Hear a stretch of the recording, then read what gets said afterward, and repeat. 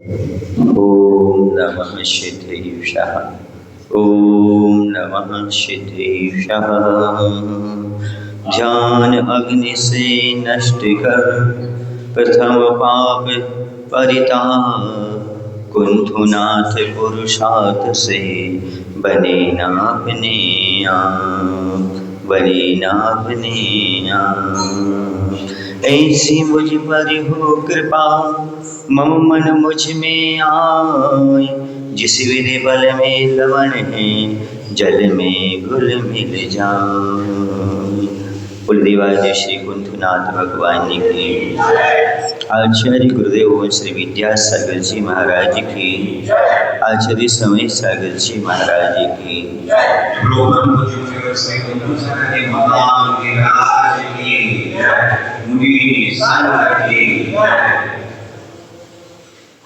आप लोगों ने गांधी जी के 3 बंदर का नाम सुना होगा। उनकी आकृति को देखा होगा। एक बंदर वो है जो कानों में अग्नि डालकर बैठा है, जो कि संकेत दे रहा है कि हमें बुरा नहीं सुनना चाहिए। दूसरा मुख पर अग्नि लगाए हुए है और संकेत कर रहा है कि हमें बुरा नहीं बोलना चाहिए। तीसरा आँखों पर हथेली रखे हुए है और कह रहा है हमें बुरा नहीं देखना चाहिए। देश में, राष्ट्र में, समाज में एकता, सहृदयता बनाए रखने के लिए गांधी जी ने 3 विचार दिए थे। बुरा मत सुनो, बुरा मत बोलो और बुरा मत देखो। पर मैं एक चौथे बंदर की बात करता हूँ। यदि वो चौथा बंदर आ गया ना तो 3 बंदर की जरूरत ही नहीं पड़ेगी। एक बंदर में ही काम हो जाएगा, जो कि मस्तिष्क पर हाथ रखे हुए हो और कह रहा हो बुरा मत सोचो। क्योंकि जो बुरा नहीं सोचता वह बुरा देख भी नहीं सकता, बुरा बोल भी नहीं सकता और बुरा सुन भी नहीं सकता। जिसका मन पवित्र है उसका सब पवित्र हो जाएगा। इसलिए सबसे बड़ी बात है बुरा मत सोचो, क्योंकि विकृति मन में आती है, बाद में मुख से प्रकट होती है, आंखों से देखने में आती है और कानों से सुनने में रुचि पैदा होती है। यदि हमारा मन अच्छा है तो मैं कहता हूँ फिर हमारा सब कुछ अच्छा है। जिसका मन पवित्र होता है, हर किसी के दिल पर उसका चित्र होता है, वह दुनिया में कहीं भी चला जाए हर कोई उसका मित्र होता है। मित्र बनाने की आवश्यकता नहीं, मित्र खोजने की आवश्यकता नहीं। अपने मन को पवित्र बना लो, मित्र तो आपको हर गली गली प्राप्त हो जाएंगे। हर जगह जहाँ जाओगे वहाँ पर बस मन की पवित्रता रखने का प्रयास करो। जिसका मन अच्छा नहीं है उसकी कोई भी क्रिया अच्छी नहीं, और जिसका मन अच्छा है उसकी हर क्रिया अच्छी है। कहते मन मराना तृष्णा भागी, तुम रहे रागी की रागी। मन मानता नहीं, तृष्णा भागती नहीं, त्याग करने से कोई वीतरागी नहीं बन जाता। क्योंकि मन में यदि राग भाव, द्वेष भाव, आकर्षण जो कहते हो बना रहा तो फिर त्याग करने का कोई मायना नहीं। इसलिए मन को मारो, मन की तरंग मार लो, बस हो गया भजन। आदत बुरी सुधार लो, बस हो गया भजन। यदि आपने अपने जीवन में बुरी आदतों का त्याग कर दिया, मन की जो तरंगें उठ रही हैं उनको समाप्त कर दिया, तो समझ लेना कि आप भजन कर रहे हो, आप पूजन कर रहे हो। और मन की तरंग को समाप्त नहीं किया तो समझो आप कुछ भी नहीं कर रहे हो। इसलिए मन की तरंग को मारना बहुत जरूरी है, मन को समझाना बहुत जरूरी है। याद रखना, जैसे सरोवर होता है, सरोवर में प्रति क्षण लहरें उठती रहती है, प्रति क्षण उठती रहती है। एक क्षण भी ऐसा नहीं होता जिसमें सरोवर में तरंगे ना उठें। वैसे ही हमारे मन में प्रतिक्षण विचार आते रहते हैं, एक के बाद एक के बाद एक के बाद एक के बाद एक आते चले जाते हैं।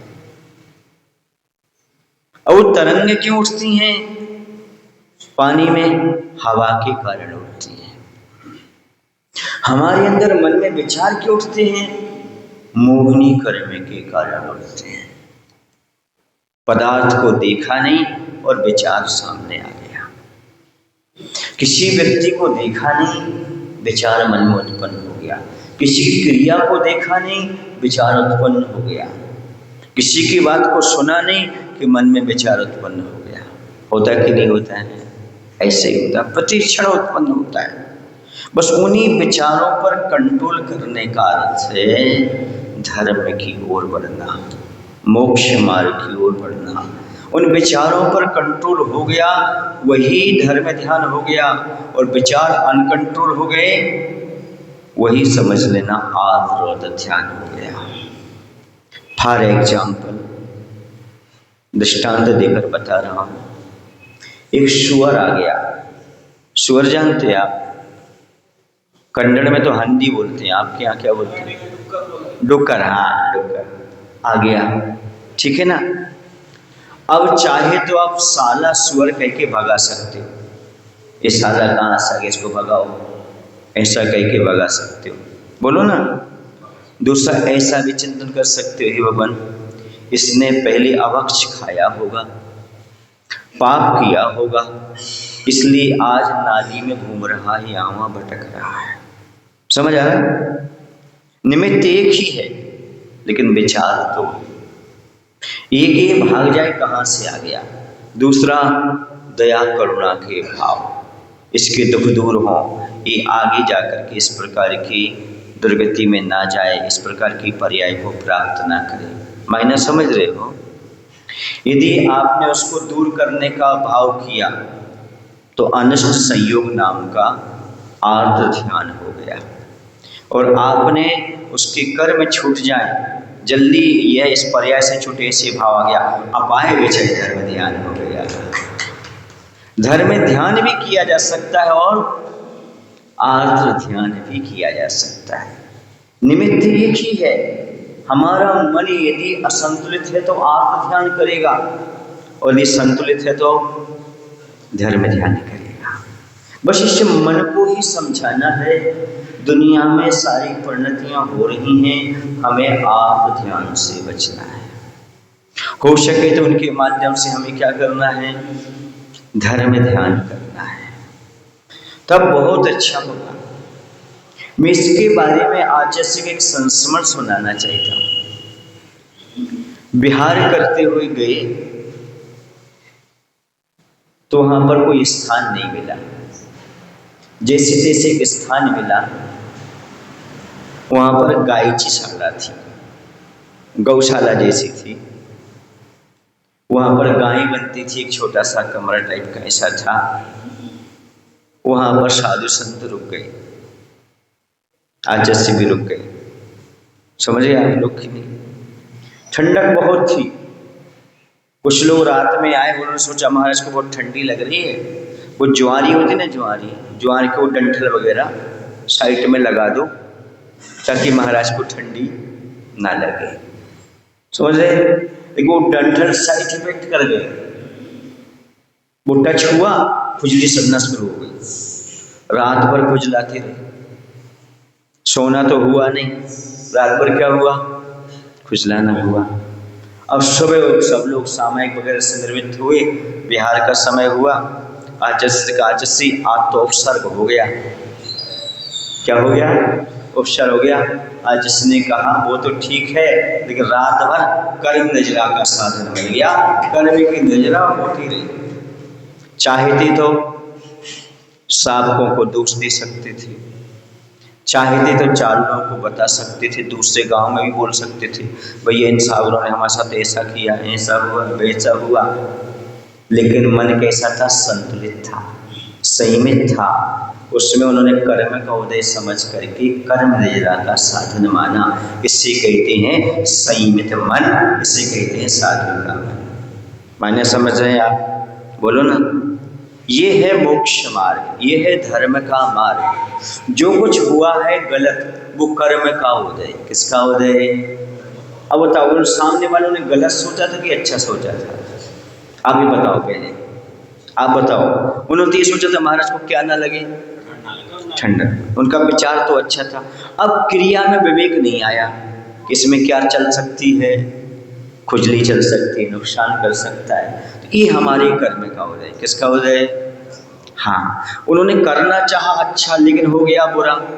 एक उनका उदय कि हमारे कर्म का उदय, हमारे कर्म का उदय। समझ आ रहा है आपको? नहीं, ऐसे संसार में हर एक व्यक्ति हमारे साथ अच्छा करना चाहता है। हम ये मन बना के चलें, यदि गलत होता है तो हमारे कर्म के उदय से फिर देखो आपका मन पवित्र हो जाएगा, आपके वचन पवित्र हो जाएंगे, आपकी वाणी पवित्र हो जाएगी, आपकी काया पवित्र हो जाएगी। बस ये विचार रखो, जो भी हमारे साथ करेंगे वो अच्छा करेंगे। गलत होगा तो कर्म का उदय, और अच्छा किया उसने किया। क्या? अच्छा किया तो उसने किया, गलत हुआ तो मेरे कर्म को उदय। इसी का नाम है संयमित मन। पर हमारे साथ क्या होता है? किसने अच्छा किया तो मेरे कर्म में था सो मिल गया, तुमने क्या दिया मुझे। और बुरा किया तो तूने किया, तूने किया, वहां कर्म क्यों नहीं लगाते? उल्टा है हमारा। असंयमी मन कहता है कि अच्छा मेरे द्वारा हुआ है, गलत तूने किया है। और संयमी की कहता है गलत मेरे कर्मों के द्वारा हुआ है, अच्छा तूने किया है। इसी का नाम मोक्ष मार्ग है। समझ में आ गया आपको? संसार में जो कुछ हम दूसरे को दोष देते हैं, इसने हमारे साथ ऐसा किया, इसने हमारे साथ ऐसा किया, तो क्या वो पहले से सोच कर आया था मैं तेरे साथ गलत करूंगा? तुम्हारी दुश्मनी थी क्या? हुआ क्यों? कर्म का योग पाने से हुआ। समझ आ रहा है आपको कि नहीं आ रहा है? ये विचार, ये भावना, ये सोच जिसके अंदर आ जाए, समझ उसका कल्याण होने में देर नहीं लगेगी। बस हमारा मन, हमारी आँखें, हमारा मुख, हमारे कर्ण पवित्र कब होंगे? जब एकमात्र हमारे विचार संतुलित हो जाएंगे, हमारी भावना पवित्र हो जाएगी, उस समय सब चीज़ें पवित्र होती जाती हैं। याद रखो, यदि आपके मन में हरियाली नहीं है तो कश्मीर में भी आपको रेगिस्तान नजर आएगा, और यदि आपके मन में हरियाली है तो रेगिस्तान में भी कश्मीर की हरियाली नजर आने लगेगी।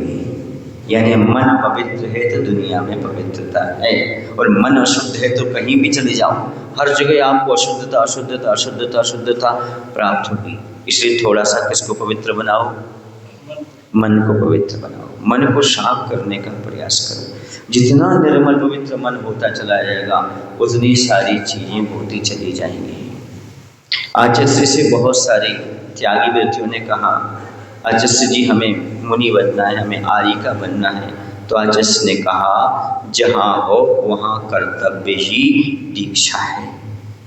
जहाँ हो वहाँ कर्तव्य का पालन करो, उसी का नाम दीक्षा। आकुलता का नाम दीक्षा नहीं है, बल्कि दीक्षा का अर्थ है जहाँ गुरु ने जैसा कहा है उस संकेत में, उस रूप में रहने का नाम क्या है? वही। बस मन को समझाओ।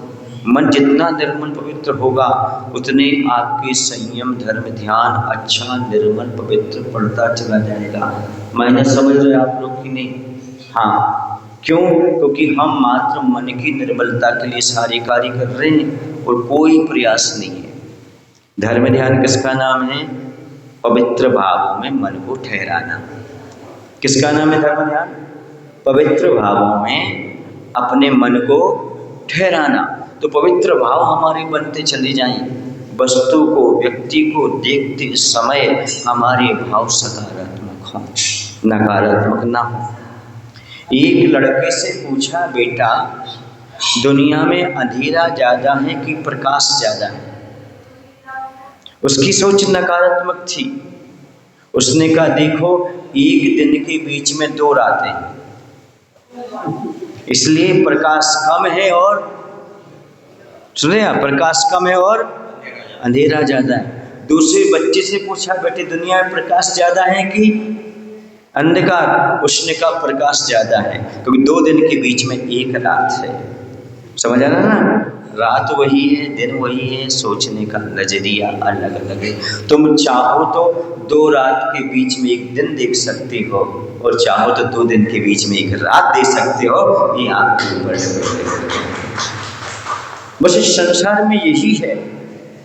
चाहे तो आदमी में 1000 कमियां देख सकते हो, और चाहो तो 1000 व्यक्ति में भी 1 कमी आपको नजर ना आए। एक मैं आपको बहुत अच्छा सूत्र देता हूं। जब किसी एक व्यक्ति में कमी नजर आए आपको, तो उस व्यक्ति को सुधारने का प्रयास करना। जब कभी एक व्यक्ति में कमी नजर आए आपको, तो उस व्यक्ति को सुधारने का प्रयास करना। यदि आपको हर व्यक्ति में कमी नजर आए, तो खुद को सुधारने का प्रयास करना। समझ आ गया आपको क्या कह रहा हूं?